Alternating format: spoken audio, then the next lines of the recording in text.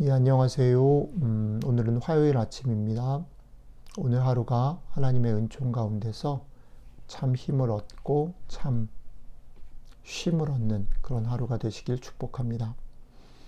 우리는 어제 하나님의 뜻이 무엇인가, 하나님의 뜻이 하늘에서 이루어진 것처럼 이 땅에서도 이루어지길 원합니다 라고 할 때 세 가지 얘기를 했죠. 하나님의 뜻, 그리고 그게 하늘에서 이루어진 것이 무엇인가, 또 이 땅에서 이루어진다라는 건 무엇인가, 세 개로 나누어서 묵상하자 했는데 어저께는 하나님의 뜻에 대해서 얘기를 좀 해봤습니다.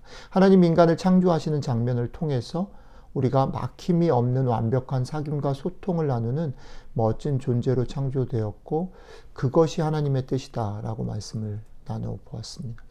오늘은 이어서 그 하나님의 뜻이 하늘에서 이루어진 것이다. 하늘에서 이루어진 것처럼 이라는 말에 대해서 생각해 보려고 합니다. 이 말씀을 생각하기 위해서 하나님의 말씀 빌립보서 2장 6절로 8절을 같이 읽도록 하겠습니다.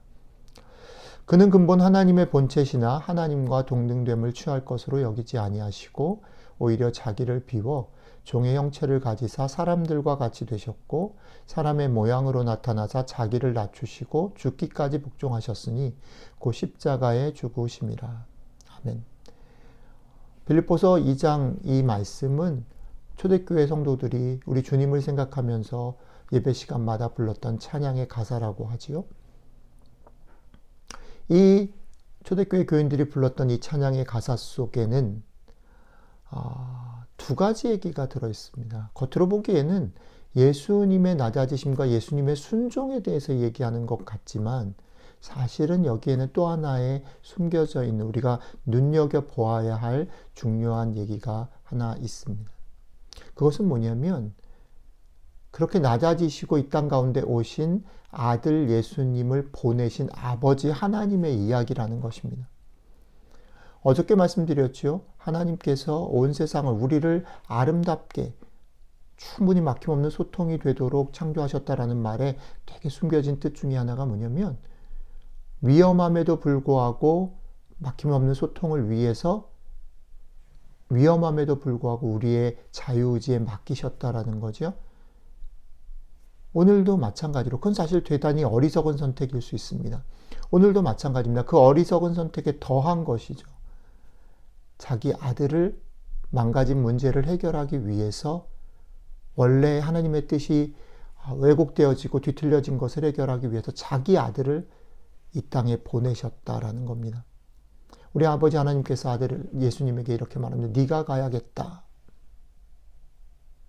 우리는 너무 쉽게 예수님께서 이 땅에 오시고 아버지 하나님께서 예수님을 보내신 사건에 대해서 그래, 그렇게 오신 예수님을 믿기만 하면 우리는 구원을 받고 우리는 천국에 가게 돼 라는 나만을 위한 그런 구원의 공식으로 생각합니다. 그러나 사실은 이 말씀 속에는 대단히 깊은 영적인 내용이 있습니다. 이 사건 속에는 전능하신 하나님, 전능하신 존재가 자신의 전능을 무능으로 바꿀 수밖에 없었던 가장 뼈아픈 선택이 녹아있기 때문입니다.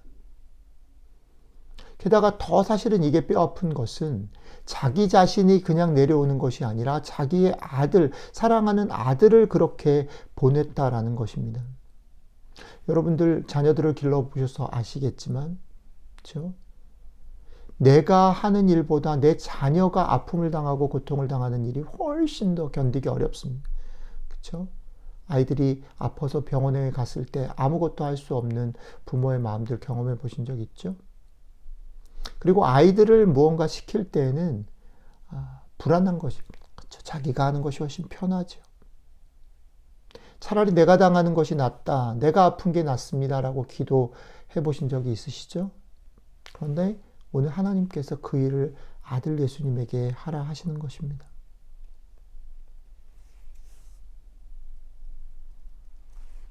왜 하나님께서 이런 굴욕과 아슬아슬함을 그리고 견딜 수 없는 아픔과 애통을 선택하셨는가라는 것을 오늘 아침에 우리가 곰곰이 씹어보면 좋겠습니다. 이것이 하늘에서 그의 뜻이 이루어졌다라는 말이 담고 있는 대단히 중요한 내용입니다.